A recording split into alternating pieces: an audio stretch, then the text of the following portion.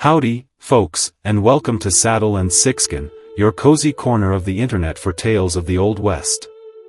I'm your host, and today we've got a story that'll warm your heart like a shot of whiskey on a cold winter night. It's a tale of hardship, hope, and the enduring power of the human spirit. It's a story about a woman named Catherine, and how she learned to survive, and thrive, in the unforgiving landscape of the Arizona Territory. Now, before we get started, if you enjoy these kinds of stories, tales of the rugged West and the folks who braved it all, I reckon you'll want to go ahead and hit that like button, and maybe even subscribe to Saddle and Sixskin. We'll bring the Old West back to life. Are you ready for it? Catherine Morgan, a widow with 2 young children, found herself in a desperate situation out in the Arizona Territory. It was a tough world out there, especially in 1873, and folks had to be resilient just to survive. Her husband, Thomas, had passed away 3 months prior from influenza, leaving her to fend for herself and her kids on their remote homestead. The supplies were dwindling fast, their bellies were empty, and whispered prayers were the only thing keeping their spirits up. It was a constant struggle, a battle against the harsh reality of frontier life. Would they make it? As the blood-red sunset painted the dusty horizon, Catherine clutched her 2 children tightly to her chest, listening to the approaching hoof-beats with raw terror. Someone was coming, and in a land where outlaws and desperate men roamed free, it was hard to know if they were friend or foe. What was she to do? This is the kind of stuff you won't see on any fancy TV channel. Just the real, raw, grit of the West that built this country. Do you like this? Don't forget to subscribe to Saddle and Sixskin. The wooden floor of their remote homestead creaked beneath her worn boots as she retreated into the darkest corner of the cabin. 7-year-old Mary and 5-year-old Joseph huddled against her skirts, their once plump faces now hollow with hunger. "Hide behind me," Catherine whispered, positioning her thin body between her children and the door. She knew she couldn't protect them against guns, but she'd give everything she had to try. The cabin had never felt so small, so vulnerable. The meager provisions Thomas had left were long gone. Flour bin empty, last potato eaten days ago. All that remained was a half jar of molasses they'd been rationing by the spoonful. The hoof beats stopped. Heavy boots landed on packed earth.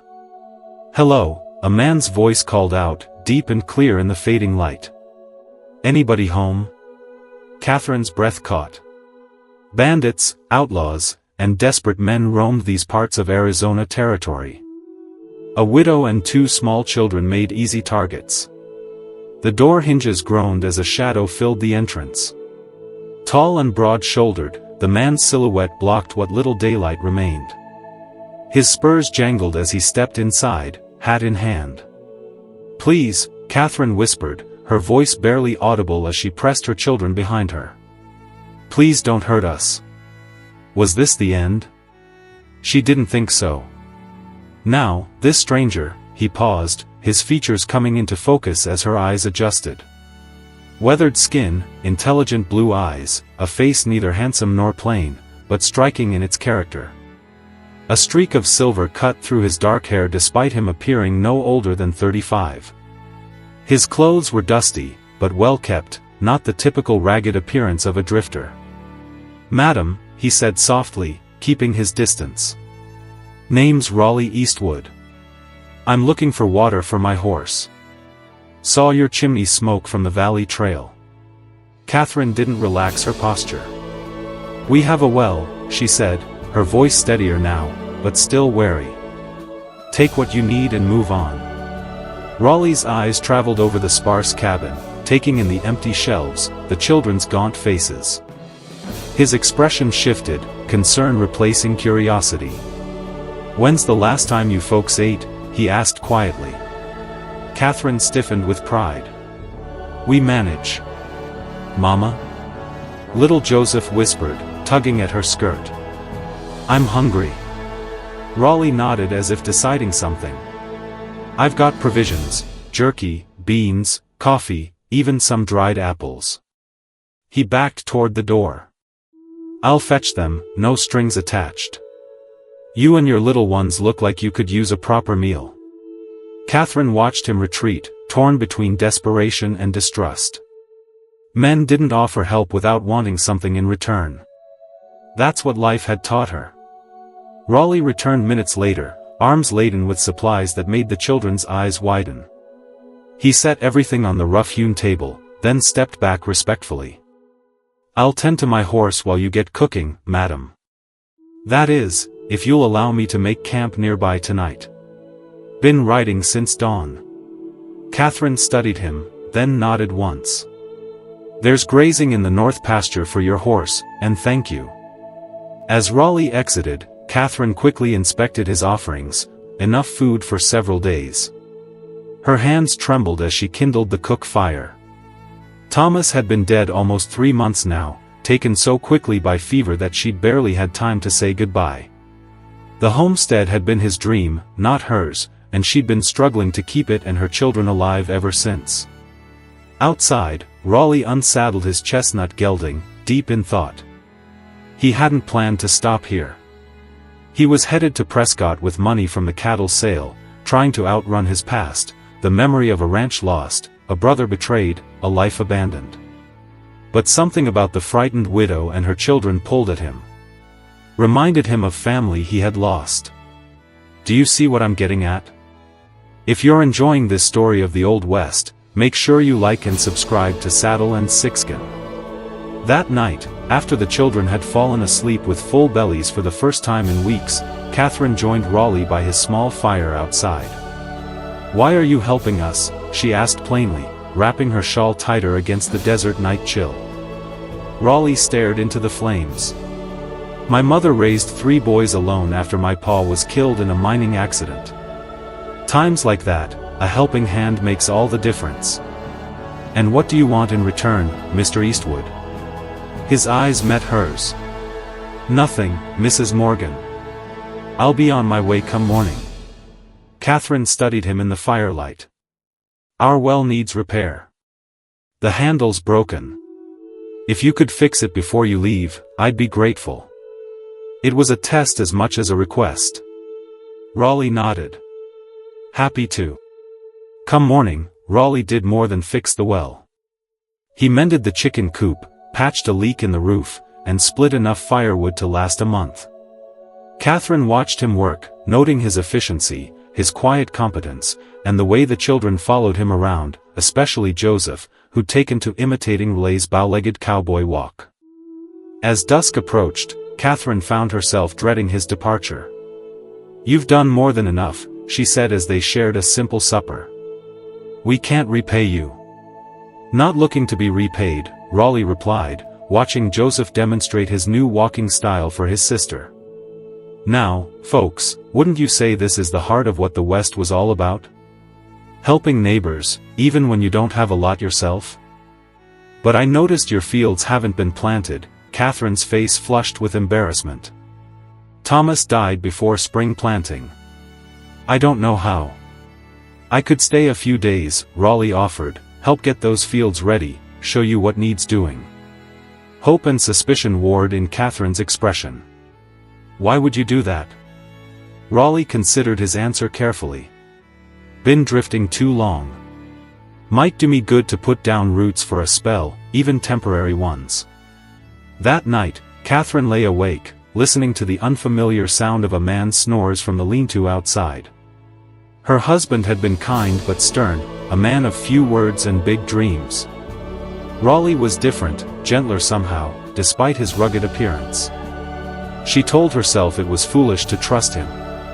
But for the first time since Thomas's death, she slept without fear gnawing at her stomach. Days stretched into a week as Raleigh helped prepare the fields. He taught Catherine how to handle the plow with their aging mule, showed her which crops would grow best in the harsh Arizona soil. The children blossomed under his attention, regaining some of their lost vitality. "You were a farmer before?" Catherine asked one evening as they sat on the porch watching the sunset paint the mesas gold. "Rancher," Raleigh corrected, "had a spread in Texas with my brother. Things didn't work out." His voice held such finality that Catherine didn't press. She had her own painful memories she preferred not to revisit. As the second week began, a wagon appeared on the horizon. Catherine tensed immediately, but Raleigh's hand on her shoulder steadied her. "That'll be the supplies I sent for," he said. "Seed potatoes, corn, and beans. Flour and sugar, too." Catherine stared at him. "You did what?" "Sent word with a passing trader to bring provisions from town," Raleigh explained. "Used some of my cattle money." "I can't accept charity," Catherine said stiffly, though her heart raced at the thought of proper supplies. "Not charity," Raleigh countered. "An investment. You'll pay me back from your harvest. Now, I want you to consider that. An investment, not charity. See, that's the difference." He wasn't just giving her a handout, he was helping her get back on her feet, to build something for herself and her children. The wagon driver, a grizzled old-timer named Pete, eyed Raleigh and Catherine with unabashed curiosity as he unloaded the supplies. "Folks in town wondering who's taken up at the Morgan place," Pete commented. "Said Thomas ain't been cold in his grave 3 months." Catherine's face burned with humiliation. Raleigh stepped forward, his voice level but firm. "Mrs. Morgan hired me to get her fields planted. Nothing more to it than that." Pete shrugged. "None of my business," he said, though his expression suggested otherwise. "Mail for you, madam. Been sitting at the trading post a while." Catherine took the letter with trembling hands, recognizing her sister's handwriting. She retreated to read it in private, leaving Raleigh to finish with Pete. The letter contained what she'd been dreading, an invitation to return to Ohio, to leave the homestead behind. "This wild country is no place for a woman alone," her sister wrote. "Think of the children." That night, after the children were asleep, Catherine found Raleigh repairing a broken harness by lamplight. "My sister wants us to return east," she said without preamble. Raleigh's hands stilled. "That what you want?" "I don't know," Catherine admitted. "Thomas loved this land. Said it would provide for us, that the children would grow strong here. And what do you think?" Catherine sank onto a bench, suddenly exhausted. "I think I was a fool to believe I could manage alone." "You're not alone now," Raleigh said quietly. The words hung between them, full of meaning neither was ready to acknowledge. Spring blossomed into early summer. The field sprouted tender green shoots, and Catherine felt a surge of pride every time she looked at them. Raleigh had built a small cabin for himself closer to the barn, refusing to impose on the main house, despite Catherine's insistence it wasn't proper for him to live separately. "Folks already talking," he'd said simply. No need to give them more reason. And people were indeed talking. When Catherine made her first trip into town since Thomas's death, she felt the stares, heard the whispers behind hands. The general store owner's wife was particularly pointed. "That cowboy still at your place?" she asked, measuring out sugar with exaggerated precision. "Mighty convenient arrangement." Catherine lifted her chin. "Mr. Eastwood is employed as my ranch hand, Mrs. Tanner, nothing more." But even as she said it, Catherine knew it wasn't entirely true. Something was growing between them, subtle as the crops in her fields. She noticed it in the way his eyes followed her, in how her heart quickened when he smiled, in the easy way he'd taken to the children, and they to him. Joseph had started calling him Mr. Raleigh, and followed him everywhere, learning to whittle and ride and spit, though Catherine put a stop to the latter. Even Mary, more reserved like her father, had taken to sitting beside Raleigh in the evenings, showing him her sewing or reading aloud from her primer. One sweltering afternoon, Catherine found Raleigh teaching the children to swim in the creek that bordered the property. His shirt was off, revealing a torso mapped with scars that spoke of a harder life than he'd let on. She meant to turn away to give them privacy, but the tableau they created, man and children splashing in dappled sunlight, struck her with such longing that she couldn't move. Raleigh spotted her and waved, his smile open and warm. "Water's fine, Mrs. Morgan. Join us." Catherine blushed furiously.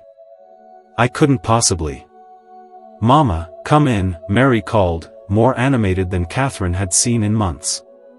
Mr. Raleigh showed us how to float. Something in her daughter's joy broke Catherine's hesitation. She removed her boots and stockings, hitched her skirts to her knees, and waded in, gasping at the cool relief against her skin. The children shrieked with delight at their mother's uncharacteristic spontaneity.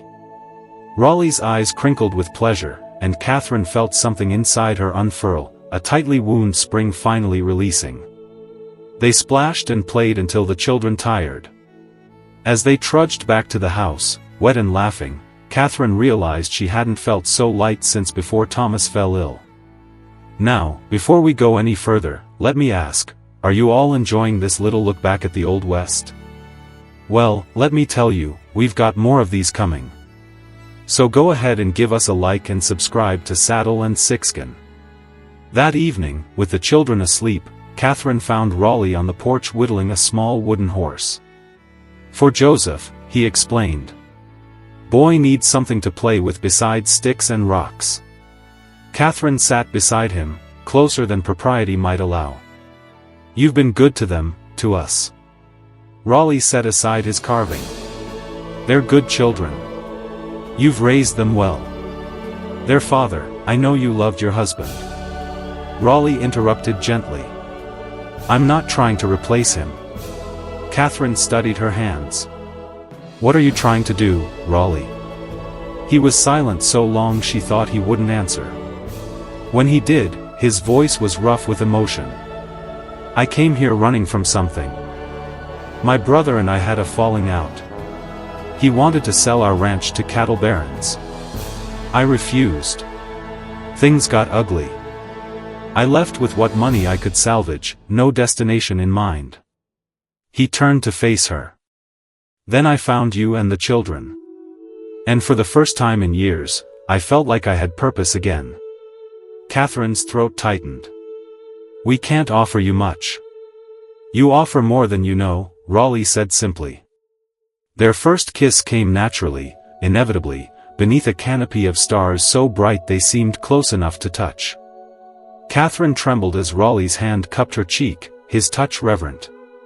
I shouldn't, she whispered against his lips. Tell me to stop, he murmured back. She couldn't, didn't want to. Instead, she leaned into him, allowing herself to feel something other than fear and grief for the first time in too long. The summer progressed with a rhythmic grace. The crops flourished under Raleigh's guidance and Catherine's determined care. The children grew stronger, their laughter a constant melody around the homestead. And in stolen moments, after chores, before dawn, during rare quiet afternoons, Catherine and Raleigh's connection deepened. But shadows loomed on their horizon. One came in the form of Matthew Jenkins, a land speculator who'd had his eye on the Morgan property even before Thomas's death. He arrived unannounced one afternoon, his expensive suit out of place against the rustic setting. Mrs. Morgan, he greeted, tipping his hat with exaggerated courtesy. I've come to renew my offer for your property. Given your circumstances, I'm prepared to be generous. Catherine felt Raleigh tense beside her. My circumstances are just fine, Mr. Jenkins, and my answer remains no. Jenkins's smile didn't reach his eyes. I understand you've hired help, he said, eyeing Raleigh coldly.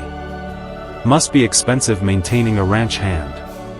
The arrangement benefits us both, Catherine replied firmly. Indeed. Jenkins's insinuation hung in the air. Well, when you reconsider, and you will, my offer stands. Though I should mention, water rights in this valley are becoming complicated. Would be a shame if your creek dried up mysteriously. Raleigh stepped forward. I believe Mrs. Morgan asked you to leave. Jenkins measured Raleigh with a calculating stare. Do I know you? Don't reckon you do. His face seems familiar. Jenkins mounted his horse with practiced ease. Think about my offer, Mrs. Morgan. A widow with children shouldn't be so stubborn. After he departed, Catherine turned to Raleigh, whose expression had darkened. What did he mean about water rights? Men like Jenkins play dirty, Raleigh explained. They dam up streams, reroute water, anything to force small holders to sell. Can he really do that? Not legally, but laws thin out here. Raleigh's jaw tightened. I won't let him hurt what you've built, Catherine. It was the first time he'd used her given name, and it sent a warmth through her that belied the seriousness of the moment. The second shadow came in the form of a letter addressed to Raleigh, delivered by Pete during his monthly supply run. Raleigh read it with a stony expression, then excused himself, disappearing into his cabin for hours. When he emerged, his face was grim. My brother's dead, he said without preamble. Shot in a dispute over our ranch, the letters from my sister-in-law. She needs help. The cattle barons are still trying to force her off the land. Catherine's heart sank. You have to go. I do, Raleigh admitted. But I'll come back if that's what you want. Catherine looked away, unable to bear the intensity of his gaze. You have obligations to your family. I understand that better than most, Catherine. Raleigh stepped closer, tilting her chin up. I'm asking if you want me to come back to you, to the children. Tears welled in her eyes. We've known each other barely 3 months. Sometimes 3 months is enough to know what matters, Raleigh said softly. I've wandered most of my life. Never felt at home anywhere until here. That night, beneath a harvest moon so bright it cast shadows. Catherine made her decision. She slipped from the main house to Raleigh's cabin, her heart pounding so loudly she was certain it would wake the children. Raleigh opened the door before she could knock, as if he'd been waiting. His eyes widened at the sight of her, hair loose around her shoulders, wearing only her nightdress and shawl. Catherine, he breathed, her name a prayer on his lips. If you're leaving tomorrow, she whispered, I don't want to waste tonight with regrets. He drew her inside, closing the door on the judging world. His kiss was gentle at first, then hungry with the need they'd both been restraining. Catherine trembled as his hands traced her shape through the thin cotton of her nightdress. Are you sure? He asked, his voice rough with restraint. Catherine answered by untying the ribbon at her collar. I'm sure. Their love-making was tender, unhurried despite the urgency of their situation. Raleigh touched her as if memorizing her, whispering endearments against her skin. Catherine discovered parts of herself she thought lost forever, passion, desire, the simple joy of being cherished. Afterward, lying in his arms as dawn threatened the horizon, Catherine traced the scar that ran across his ribs. How long will you be gone? No more than 6 weeks, Raleigh promised. Just long enough to get Sarah, my sister-in-law, settled, hire trustworthy hands for her. And if Jenkins makes trouble while you're away, Raleigh's expression hardened. Pete will keep an eye out, and I've arranged for the sheriff to check in. Jenkins won't risk anything too obvious. As the first light of dawn filtered through the cabin's single window, Catherine slipped back to the main house, heart full and breaking simultaneously. The children took Raleigh's departure hard, especially Joseph, who clung to his legs until Catherine gently pried him away. I'll be back before the first snow, Raleigh promised, kneeling to the boy's level. You take care of your mama and sister while I'm gone. All right, Joseph nodded solemnly, clutching the wooden horse Raleigh had carved him. Mary, more reserved but equally affected, offered Raleigh a handkerchief she'd embroidered with clumsy but heartfelt stitches. So you remember us, she said softly. As if I could forget, Raleigh replied, tucking the handkerchief carefully into his breast pocket. His goodbye to Catherine was brief, mindful of watching eyes. A tip of his hat, a gentle squeeze of her hand, eyes promising what words couldn't. 6 weeks, he said. I'll hold you to that, Cowboy, Catherine replied, forcing lightness into her voice. The days after Raleigh's departure stretched endlessly. Catherine threw herself into the farm work, grateful for all he'd taught her. The crops were coming in well, they'd have enough to eat through winter and seed for spring planting. 2 weeks after Raleigh left, Jenkins returned with 2 rough-looking men. His offer had become a demand, his tone no longer bothering with civility. "Your ranch hand is gone, Mrs. Morgan," he sneered. "And word is he's not coming back. Man like that doesn't settle with a ready-made family." Catherine stood on her porch, shotgun visible but not raised. "My answer is still no, Mr. Jenkins. This land is my children's inheritance." Jenkins signaled to his men. "Check the creek," he ordered.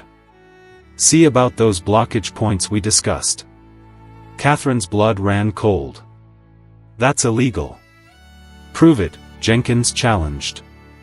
"No witnesses but us and those brats of yours." "Who do you think the territorial judge will believe, me or a desperate widow?" For the next 3 weeks, Catherine fought a constant battle. Each morning, she'd find new attempts to dam the creek upstream, forcing her to clear them before attending to regular chores. Jenkins's men made no secret of watching the property, their presence a looming threat. The children stayed close to the house now, their freedom curtailed by Catherine's fear. She wrote to Raleigh care of the Texas address he'd left, but had no way of knowing if her increasingly desperate letters reached him. 5 weeks after Raleigh's departure, 1 week before his promised return, disaster struck. Catherine woke to find the creek completely dry, its bed cracked and dusty.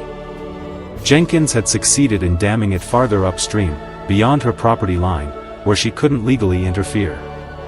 Without water, the remaining crops would die within days. The animals wouldn't last much longer.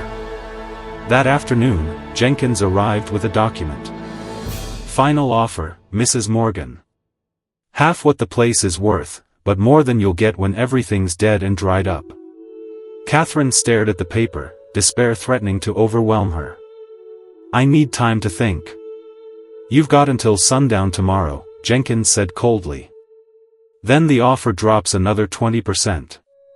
After he left, Catherine sank to her knees in the yard, tears finally breaking through her resolve. The children watched from the porch, frightened by their mother's despair. "Is Mr. Raleigh really not coming back?" Joseph asked, his lower lip trembling. Catherine pulled her children close. "I don't know, sweetheart, but we'll be all right. We always are." That night, she packed their essential belongings, preparing for the possibility of defeat. The home Thomas had built, the land they'd worked so hard to cultivate, all of it might be lost come morning. She was hanging Thomas's photograph for one last look when hoofbeats sounded in the yard, multiple horses approaching fast. Fear seized her as she grabbed the shotgun, positioning herself between the door and her sleeping children. The door burst open, and Catherine nearly pulled the trigger before recognition dawned. Raleigh stood there, trail dust coating his clothes, his expression fierce with determination. Behind him, several mounted men waited in the yard. "Catherine," he breathed, crossing the room in 3 strides to pull her into his arms. "Thank God you're all right. I got your letters just yesterday, rode straight through." Catherine clung to him, unable to form words through her relief. When she finally pulled back, she noticed a badge pinned to the vest of one of the men outside. "Marshal Taylor," Raleigh explained, following her gaze, "and his deputies, old friends from my Texas days. They were investigating Jenkins anyway, seems he's pulled this same scheme across 3 territories." Dawn found Jenkins and his men in custody, charged with water rights violations and attempted intimidation. The marshal personally supervised the destruction of the illegal dam, restoring flow to the creek that was the homestead's lifeblood. As the lawmen departed with their prisoners, Catherine turned to Raleigh, still hardly believing he'd returned as promised. "You came back," she said simply. Raleigh took her hands in his. "Catherine Morgan, I've been thinking about what you said before I left, that 3 months isn't long enough to know your heart. Maybe that's true for some, but I've known mine since the moment you whispered, 'Please don't hurt us,' and I promise to protect you instead." He knelt before her, producing a simple gold band. "I'm asking you to be my wife, to let me be a father to Mary and Joseph, to build something lasting here together." Catherine's eyes filled with tears. The town will talk. Let them, Raleigh said with a smile. Give them something worth talking about. From the doorway came a small cheer as the children, awakened by the commotion, witnessed Raleigh's proposal. Their enthusiasm made both adults laugh through their tears. Well, Mrs. Morgan, Raleigh prompted, I'm getting mighty uncomfortable down here. Catherine pulled him to his feet. Yes, she whispered against his lips. Yes, I'll marry you, Raleigh Eastwood. They were wed 2 weeks later in the small church in town, the same one where Catherine had buried Thomas less than 6 months earlier. Some tongues wagged at the hasty ceremony, but most of the town folk had heard about Jenkins's arrest and Raleigh's role in it. Their approval manifested in wedding gifts, preserved foods, hand-sewn linens, tools for the farm. That winter brought heavy snows but found the Morgan Eastwood household warm and secure. The root cellar was stocked with their harvest, the mended roof held against the wind, and the repaired well provided fresh water even when the creek froze over. On Christmas Eve, with the children finally asleep after much excitement, Catherine and Raleigh sat before the fireplace, her head resting on his shoulder. I have something for you, Raleigh said, reaching into his pocket. He placed a folded document in her hands. Catherine opened it, scanning the legal terminology with confusion until understanding dawned. You bought the Jenkins property? Raleigh nodded. Got it for a song at the auction after his conviction. The combined acreage gives us one of the best spreads in the territory. Enough for cattle, crops, maybe even horses someday. You're building an empire, Catherine teased, though her eyes shone with pride. I'm building a legacy, Raleigh corrected, his hand coming to rest on her still flat stomach. For all our children. Catherine covered his hand with hers, confirming the secret she'd only recently discovered herself. How did you know? A husband notices things, Raleigh said with a grin, the way you've been avoiding coffee, turning green at certain smells. Catherine laughed, leaning into his embrace. I was going to tell you tomorrow, your Christmas gift. Best gift I could ask for, Raleigh murmured against her hair. Though I wouldn't mind a son with your spirit or another daughter with your eyes. As the fire crackled and snow fell softly outside, Catherine marveled at how completely her life had transformed in less than a year. From desperate widow to cherished wife, from uncertainty to security, from fear to love. Do you ever regret it? She asked suddenly. Stopping that day, helping us, when you could have ridden on? Raleigh turned her face to his eyes reflecting the firelight. The only regret I'll ever have is that I didn't find you sooner. His kiss tasted of promise, of springtime plantings and summer harvests, of children growing strong and a love deepening with each passing season. Outside, the Arizona winter might rage, but within the walls of the home they'd fought for and won, warmth prevailed against all odds. And when their newest addition arrived the following summer, a daughter with Raleigh's blue eyes and Catherine's determined chin, they named her Hope, for that was what had saved them all. The hope found in a desperate plea, and the protection offered in return. Well, folks, that's our story for today. I hope you enjoyed it. It's stories like these that remind us of the strength and resilience of the human spirit, and the importance of helping those in need. And if you did enjoy it, why don't you go ahead and give us a like and subscribe to Saddle and Sixskin. I'll see you next time, with more tales from the Wild West.